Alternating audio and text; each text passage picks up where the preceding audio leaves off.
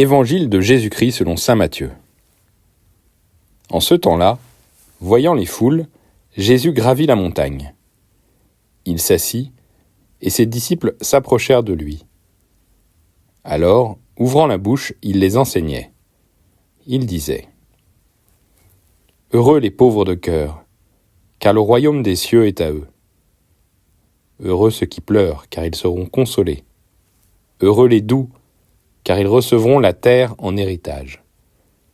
Heureux ceux qui ont faim et soif de la justice, car ils seront rassasiés. Heureux les miséricordieux, car ils obtiendront miséricorde. Heureux les cœurs purs, car ils verront Dieu.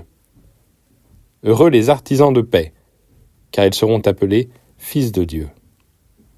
Heureux ceux qui sont persécutés pour la justice, car le royaume des cieux est à eux.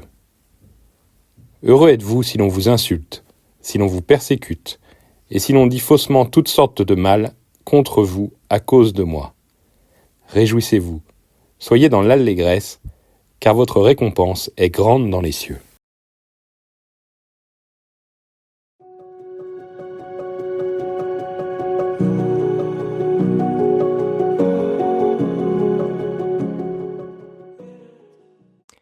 La fête de la Toussaint nous fait entendre le début du discours de Jésus sur la montagne, les béatitudes. Ce sont les premières paroles publiques de Jésus dans l'évangile de Matthieu. Ces béatitudes tracent un chemin. C'est le début du chemin qui va, depuis le début de l'évangile, jusqu'à la mort et la résurrection. C'est le chemin qui part de notre existence concrète, actuelle, parfois éprouvée, vers le royaume de Dieu. C'est le chemin aussi de l'enfermement dans le repli sur soi et la tristesse, vers l'ouverture à la joie par le don de soi. Chacun des saints que nous fêtons aujourd'hui illustre l'un des aspects de ce chemin.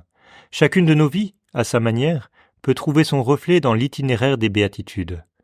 En cette fête de la Toussaint, nous pouvons à nouveau présenter au Seigneur ce qu'est notre vie actuelle, avec son poids de souffrance et de tristesse, pour le laisser nous rejoindre, marcher avec nous et nous ouvrir à la joie profonde de la sainteté.